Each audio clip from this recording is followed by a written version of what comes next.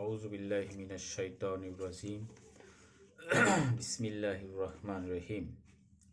উপস্থিতি প্রিয় দেশবাসী, আসসালামু আলাইকুম ওয়া রাহমাতুল্লাহি ওয়া বারাকাতুহু। আশা করি আপনারা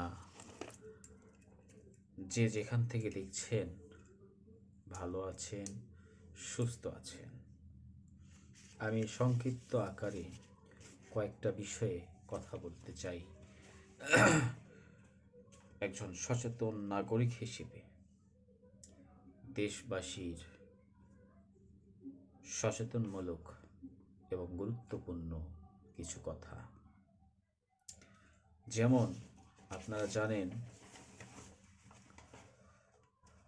ভোটের দিনে গণভোটের আয়োজন করা হয়েছে। গণভোটটা আসলে কি, এটা অনেকে এই বিষয়ে ক্লিয়ার হতে পারে নাই। অনেক সাধারণ মানুষ আছে, তারা এই বিষয়ে ক্লিয়ার হতে পারেন নাই। তাদের ক্লিয়ার রেঞ্জের জন্য আমি কয়েকটি কথা বলবো গণভোটের বিষয়ে। গণভোট কি এবং এর উপকারিতা কি? এর জন্য 6টা অপশান আছে, উপকারিতা এবং পজিটিভ বিষয়। আমি তার আগে সকলের কাছে দৃষ্টি আকর্ষণ করব, গণভোট হ্যাঁ জয়যুক্ত যেন হয় এবং হ্যাঁর পক্ষে সবাই ভোট দিবেন। হ্যাঁ ভোট দিলে কি হবে, আর এই বিষয়ে আমি 6টার উপর কথা বলবো, 6টা বিষয়ের উপরে। 1 নম্বর, নির্বাচনে সময়ে আমরা পাব নিরপেক্ষ তত্ত্বাবধায়ক সরকার। আবারও বলছি, 1 নম্বর বিষয় হচ্ছে নির্বাচনের সময়ে আমরা পাব নিরপেক্ষ তত্ত্বাবধায়ক সরকার। 2 নম্বর হচ্ছে নিরপেক্ষ চাকরি পরীক্ষা দিবে আমাকে সমান সুযোগ। 3 নম্বর হচ্ছে সরকারকে প্রশ্ন করা যাবে বিনা ভয়ে। আমরা বিনা ভয়ে সরকারকে প্রশ্ন করতে পারবো। 4 নম্বর প্রশ্ন হচ্ছে 10 বছরের বেশি কেউ হবে না প্রধানমন্ত্রী। কারণ আপনারা দেখে আসছেন বিগত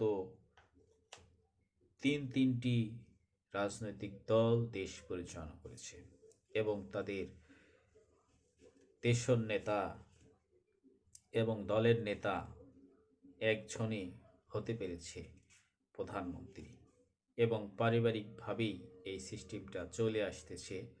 এটা যেন আর না হয়, এর জন্য এই হা ভোট। 5 নম্বর বিষয় হচ্ছে বিচার বিভাগ কাজ করবে কোনো অন্যায় হস্তক্ষেপ ছাড়াই। বিচার বিভাগ স্বাধীনভাবে কাজ করবে, কোনো অন্যায়ের হস্তক্ষেপ ছাড়াই, কোনো নেতা বা কোনো আমলার হস্তক্ষেপ ছাড়াই, বিনা কোনো অন্যায় হস্তক্ষেপ ছাড়া। 6 নম্বর বিষয় হচ্ছে সীমিত ক্ষমতায় প্রধানমন্ত্রীরা হবে না অত্যাচারী। সীমিত একটু ক্ষমতা পেলেও তারা অত্যাচারিত হতে পারবে না। এই জন্য এই 6টা সুবিধা প্রত্যেকটা জনগণের জন্য কল্যাণকর এবং আমি মনে করি এবং সঠিক। এই জন্য আমাদের হ্যাঁর পক্ষেই ভোট দিতে হবে। এখন আর 3টা বিষয়ে কথা বলি, আমি শেষ করব।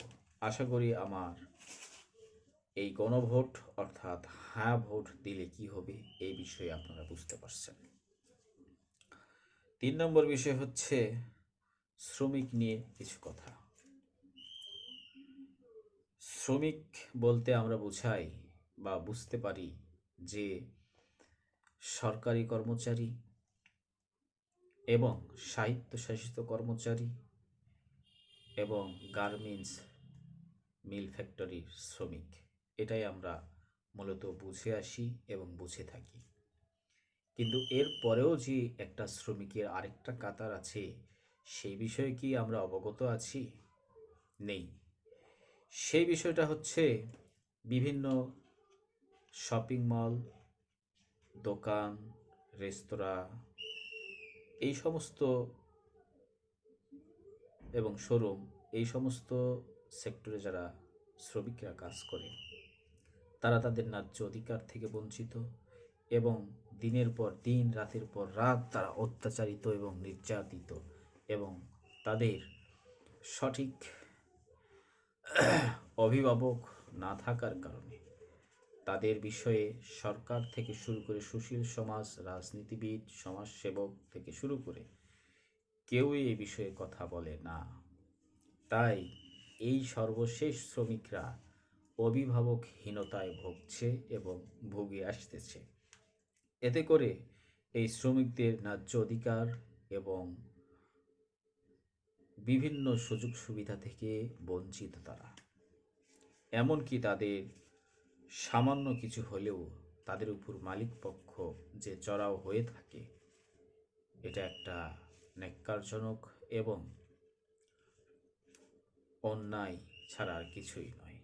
এর জন্য আমার পক্ষ থেকে দেশের বিভিন্ন শপিং মল, সুপার শপ, রেস্তোরাঁ এবং বিভিন্ন এলাকায় দোকান থেকে শুরু করে যে শ্রমিকরা আছে সেই শ্রমিকদের উদ্দেশ্যে বলতে চাই, যে মার্কেটে যে অবস্থায় থাকবে সেখানেই একটা করে কমিটি, শ্রমিক ইউনিয়ন গঠন করার জন্য। এতে করে আমাদের সমস্ত শ্রমিকদের ন্যায্য অধিকার এবং সকল সুযোগ সুবিধা আমরা থেকে বঞ্চিত হব না। এটা আমার সমস্ত শ্রমিক ভাইদের উদ্দেশ্যে এই কথা বলা। দ্বিতীয় নম্বর অপশানটা হচ্ছে ভারত বিষয়। সামনে আমাদের নির্বাচন। এই নির্বাচন নিয়ে কোনো রকম টালবাহানা বা কোনো রকম হস্তক্ষেপ ভারতের কাছ থেকে আমরা আশা করি না, দরকার নেই। ভারত বরাবরই আমাদেরকে অঙ্গরাজ্য হিসেবে দেখে এসেছে এবং অঙ্গরাজ্য হিসেবে দেখছে। তাদের কুচক্রী পরামর্শ আমাদের প্রয়োজন নেই। তারা যেন আমাদের হস্তক্ষেপ না করতে পারে, এই বিষয়ে সরকারকে সজাগ থাকার আহ্বান। অবিলম্বে ওদেরকে এই বিষয়ে সজাগ করার দৃষ্টি আকর্ষণ করছি। 3 নম্বর হচ্ছে শরীফ ওসমান হাদি। শরীফ ওসমান হাদি তিনি একজন জুলাই বিপ্লবী সৈনিক। তিনাকে হত্যার উদ্দেশ্য করে গুলি করা হয়েছে এবং তাকে সুচিকিৎসার জন্য বিদেশে নেওয়া হয়েছে। সেখানেও নিয়ে যেও তাকে এক কথায় বলা চলে তিনি পুরোপুরি এখনো সুস্থ না, অনেক সংখ্যার মধ্যেই পড়ে আছে। আল্লাহ জানে তার অবস্থা কি হবে। তাই আমি দেশবাসীর কাছে দোয়া চাই, ওনাকে যেন সুস্থ করে এবং আমাদের মাঝে আবার ফিরিয়ে নিয়ে আসে। এই দোয়া আমি দেশবাসীর কাছে চাই এবং আপনারা দোয়া করবেন। অবিলম্বে এই খুনিদের গ্রেপ্তার করতে হবে, আইনের আওতায় এনে বিচার করতে হবে। এই খুনি যেখানেই থাক বাহির করতে হবে। অবিলম্বে সরকারকে জোরালো পদক্ষেপ নেওয়ার আমি আহ্বান জানাচ্ছি। শরীফ ওসমান হাদির খুনিকে গ্রেপ্তার করুন। ওনার যে এখন কন্ডিশন, আল্লাহ ভালো জানেন যে কি অপেক্ষা করছে তার জন্য। আল্লাহ তাআলার কাছে দোয়া করি, আল্লাহ তাআলা যেন তাকে জনগণের দোয়ায় তাকে যেন এই ওসিলায় সুস্থতা দান করে আবারও আমাদের মাঝে ফিরিয়ে আনে।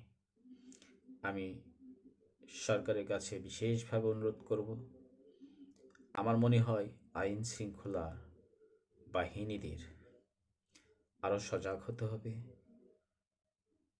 সজাগ দৃষ্টি দিয়ে কাজ করতে হবে। অবহেলার মধ্যে থাকলে চলবে না। এখন আইন শৃঙ্খলা খুবই একটা কঠিন পরিস্থিতি দিয়ে পার করছে।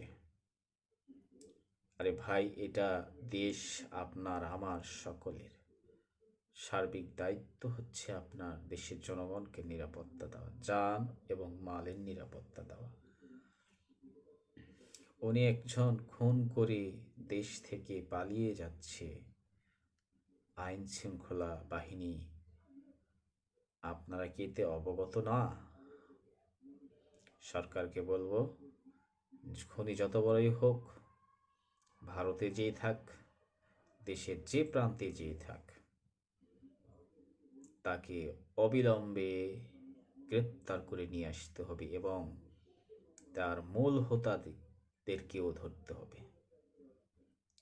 এই বলে আমি আমার আজকের এই সংক্ষিপ্ত বক্তব্য 3-4টা বিষয়ের উপর কথা বলেছি। গণভোট হ্যাঁর পক্ষে দিতে হবে। শ্রমিকদের ন্যায্য অধিকার প্রতিষ্ঠিত করতে হবে এবং সমস্ত শ্রেণী পেশার শ্রমিকদের ঐক্যবদ্ধ হয়ে শ্রমিক ইউনিয়ন গঠন করতে হবে। 3 নম্বর, ভারতের আগ্রাসন থেকে আমাদের বেরিয়ে আসতে হবে। 4র্থ নম্বর, শরীফ ওসমান হাদির খুনিকে অবিলম্বে গ্রেপ্তার করে বিচারের আওতায় আনতে হবে। আমার কথা বলার মাঝে ভুল ত্রুটি হতে পারে, আপনারা নিজ মনে আমাকে ক্ষমা করে দিবেন। আসসালামু আলাইকুম ওয়া রাহমাতুল্লাহি ওয়া বারাকাতুহু।